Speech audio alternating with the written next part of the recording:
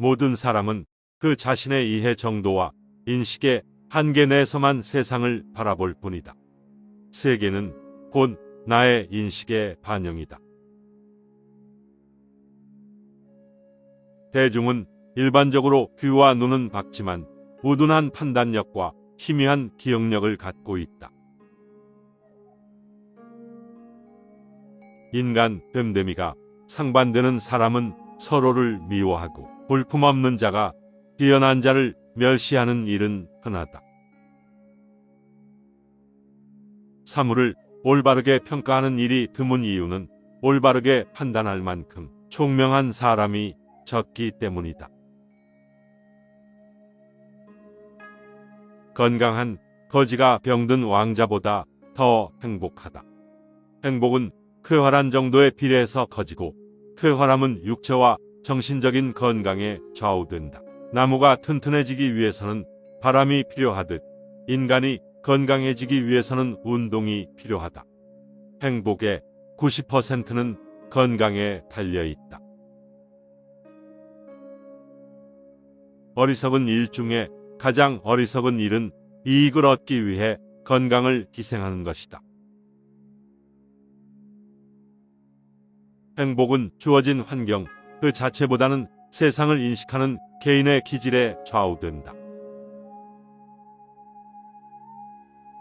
모든 진리는 인정받기 전에 세 단계를 거친다. 첫째 조롱받고, 둘째 반대에 부딪히고, 세 번째 비로소 자명한 진실로 간주된다. 지력이 뛰어날수록 고통에도 민감한 편이지만 그는 뛰어난 통찰력과 굳센 의지로 세상에 맞설 줄 안다. 인생에서 가장 강렬하고 놀라운 사건은 대부분 사랑이라는 감정에 의해 만들어진다. 인간은 본능적으로 자신의 정신이나 신체적인 불완전성을 보완해주는 이성에게 끌린다. 조건을 고려해서 이성적으로 선택한 결혼에는 본능에 이끌린 사랑과 같은 정열이 없다. 성적인 매력에만 이끌려서 결혼하면 평생 후회와 탄식을 안겨줄 반려자를 얻을 것이다. 모든 사람은 자신과 닮은 것을 좋아한다. 비슷한 영혼은 멀리서도 알아보고 인사를 나눈다. 아무리 좋은 돌도 연약한 팔로 던지면 멀리 못 닿듯이 위대한 걸작도 우둔한 사람을 만나면 빛을 잃는다. 지나치게 가벼운 배는 뒤집어지기 쉽듯이 삶에도 고통이나 근심이 없다면 방종에 빠지고 만다. 소중한 깨달음도 기록해두지 않으면 소멸하고 만다. 일기는 경험과 지혜를 축적하는 매우 훌륭한 수단이다. 지나치게 몸이나 정신을 혹사하는 것은 수명을 줄일 뿐 아니라 신체적인 활력도 앗아간다. 예의는 지혜에 속하고 무례는 무지에 속한다. 흘러가는 시간은 권태에 사로잡힌 자들을 벌한다. 정신이 빈약한 사람들이 재물로 남을 앞서려고 한다. 돈은 인간의 추상적인 행복이다. 따라서 더 이상 구체적으로 인간의 행복을 즐길 능력이 없는 자는 자신의 마음을 온통 돈에 쏟게 된다. 지혜로운 사람은 생각과 말 사이의 간격을 유지한다. 예술이야말로 인간을 고통과 욕망에서 벗어나게 해주는 신성한 탈출구이다. 지나치게 관대하고 다정하면 상대방은 무례해진다. 인간은 자신을 찬양하는 사람보다 자신을 경멸하는 사람에게 더 신경을 쓴다. 이기적인 성품을 지닌 사람은 늘 비탄에 빠지며 타인의 감정 따위는 무시한다. 격한 어조로 말하지 말라. 그것은 언제나 비이성적인 말을 동반한다. 환경이 변하면 이해관계도 변하기 때문에 상대방의 태도나 행위도 달라질 수 있음을 명심하라. 젊은 시절은 통찰력과 상상력이 뛰어난 시기이고 노년 시절은 통합력과 분별력이 뛰어난 시기이다. 뛰어난 예술품도 반복해서 보면 감흥이 없어지는 것처럼 관찰력이 가장 뛰어난 시기는 노년이 아니라 청년기이다. 인간의 행복과 불행은 무엇으로 자신의 마음을 가득 채우느냐에 달려있다. 교육의 실패는 실제 경험에 앞서 학생들에게 지식을 먼저 주입하려고 할 때 일어난다. 성격이 소유물보다 행복에 더 큰 영향을 끼치지만 사람들은 정신을 수양하기보다는 재산을 늘리려고 애쓴다. 성공은 자신의 천성에 유리한 것은 취하고 천성에 어울리지 않는 것은 배척함으로써 만들어진다. 약간의 근심, 고통, 고난은 항시 누구에게나 필요한 것이다. 바닥에 짐을 싣지 않은 배는 안전하지 못하여 곧장 갈 수 없다.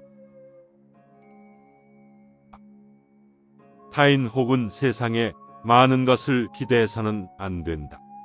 다른 사람에게서 무엇을 더 얻으려 하는가? 결국 인간은 누구나 혼자이다.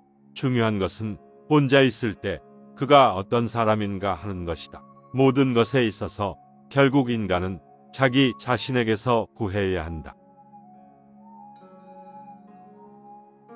인간은 행복할 때는 자신이 행복하다는 것을 느끼지 못하지만 불행해져야 그때가 행복했다는 것을 깨닫는다. 사람의 천성은 결코 쉽게 변하지 않는다. 외부 상황이 바뀌어 얼핏 다르게 행동하는 것 같아도 그건 성격이 다양하게 변주되면서 모양만 다르게 보이는 것에 불과하다. 인간은 고슴도치와 같다. 너무 가까이 하면 가시에 찔리고 너무 멀리 하면 추워진다. 떨어져 있을 때의 추위와 붙으면 가시에 찔리는 아픔 사이를 반복하다가 결국 우리는 적당히 거리를 유지하는 법을 배우게 된다. 괴로운 일에 부딪혔을 때 우선 감사할 가치가 있는 것을 찾아서 그것에 충분히 감사하라. 그러면 마음에 평온함이 찾아오고 기분이 가라앉으며 어려운 일도 견디기 쉽다. 사람들의 눈높이에 나를 맞추려는 데서 모든 불행이 시작된다. 나는 어쩔 수 없이 나다. 내가 나를 부끄러워하지 않는다면 사람들도 나를 부끄러워하지 않게 될 것이다. 불쾌한 일은 무시하고 과소평가하는 것은 행복을 위한 훌륭한 처세법이다. 행복을 위해서는 타인의 판단을 중시하는 명예욕과 일종의 허영심을 버릴 필요가 있다. 힘들고 괴로울 때 최상의 위안은 자기보다 더욱 고통받는 존재를 바라보는 일이다. 허영심은 사람을 수다스럽게 하고 자존심은 침묵하게 한다. 책을 산다는 것은 좋은 일이다. 이와 함께 읽을 수 있는 시간까지 살 수 있다면 말이다. 그러나 사람들은 다만 책을 산 것만으로도 그 책의 내용까지 알게 된 것으로 착각한다. 독서한 내용을 모두 잊지 않으려는 생각은 먹은 음식을 모두 체내에 간직하려는 것과 같다. 좌절을 경험한 사람은 자신만의 역사를 갖게 된다. 그리고 인생을 통찰할 수 있는 지혜의 길로 들어선다. 인간은 다른 사람처럼 되고자 하기 때문에 자기 잠재력의 4분의 3을 상실한다. 흔히 사람은 돈을 빌려주지 않는 것 때문에 친구를 잃고 돈을 빌려주는 것 때문에 역시 친구를 잃는다. 평범한 사람은 시간을 어떻게 보낼까 생각하지만 재능 있는 사람은 시간을 어떻게 사용할까 노력한다. 악한 생각과 무의미한 노력은 서서히 얼굴에, 특히 눈에 드러나게 되어 있다. 하루하루가 인생이다. 잠에서 깨어날 때는 다시 태어남이고 하루를 마치고 침대로 가는 건 죽음을 뜻한다. 재능은 목표물을 보고 정확히 맞힐 수 있지만 천재는 사람들이 볼 수 없는 목표물을 본다. 인간이 사교적인 이유는 친밀함이 좋아서가 아니라 고독이 두려워서이다. 사람은 혼자 있을 때에만 진정한 자신이 될 수 있다.